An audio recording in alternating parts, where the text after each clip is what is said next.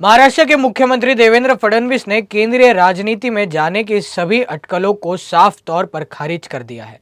दिल्ली दौरे के बाद उन्हें केंद्रीय मंत्री बनने और शिक्षा मंत्रालय की जिम्मेदारी मिलने की चर्चाएं तेज थी, लेकिन मुख्यमंत्री ने स्पष्ट कहा कि वो महाराष्ट्र में है और महाराष्ट्र में ही रहेंगे। मीडिया से बातचीत के दौरान फडणवीस ने कहा कि वो दिल्ली से नागपुर पहुंचे हैं, आज नागपुर में है और शाम को मुंबई जाएंगे। उनके इस बयान के बाद केंद्र की राजनीति में जाने की अटकलों पर पूर्ण विराम लग गया है।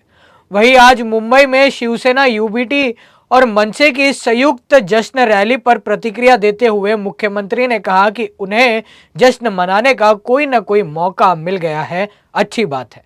मुख्यमंत्री ने यह भी कहा कि छात्रों का मुद्दा किसी एक राजनीतिक दल का नहीं बल्कि पूरे देश का मुद्दा है और प्रधानमंत्री नरेंद्र मोदी छात्रों के हितों को लेकर बेहद संवेदनशील है।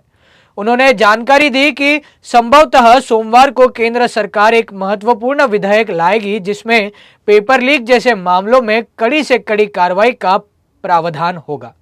सरकार परीक्षा प्रणाली में पारदर्शिता और छात्रों के हितों की रक्षा के लिए सख्त कानून बनाने के लिए प्रतिबद्ध है। मी आज नागपुरात आहे, संध्याकाळी मुंबईत जाणार आहे। मी मुंबईतच आहे, मी महाराष्ट्रातच आहे। विद्यार्थ्यांच्या आंदोलनाच्या इच्छावर कुठेतरी ठाकरे बंधू सेलिब्रेशन करताना पाहायला मिळालं। चला, काही हरकत नाही, त्यांना सेलिब्रेशन करता काहीतरी कारण मिळालं याचा मला आनंद आहे आणि आम्ही देखील आनंदी आहोत। शेवटी अशा प्रकारचे जे प्रश्न असतात हे कुठल्या व्यक्तीचे, कुठल्या पक्षाचे प्रश्न नसतात, तर हे तरुणाईला भेडसावणारे प्रश्न आहेत। त्यामुळे त्या संदर्भात मोदीजींनी संवेदनशीलता दाखवत जे काही निर्णय केलेले आहेत, देशाचं हित महत्त्वाचं असतं, ते लक्षात ठेवून अशा परिस्थितीमध्ये जे काही निर्णय करणं आवश्यक होतं ते सगळे निर्णय मोदीजींनी केले आणि आता सोमवारी उद्या मला असं वाटतं की विधेयक देखील लोकसभेमध्ये त्या ठिकाणी मांडलं जाणार आहे की ज्यातनं पुढच्या काळामध्ये आमच्या तरुणाईचं जे भवितव्य आहे हे सुरक्षित राहण्याकरता कठोरतम कायदा हा देशाच्या आणि जगाच्या इतिहासात असा कायदा कुठेच झालेला नाही, असा कायदा करण्याचा जो काही निर्णय केलेला आहे मी खरोखर मोदीजींचे त्याबद्दल आभार मानतो।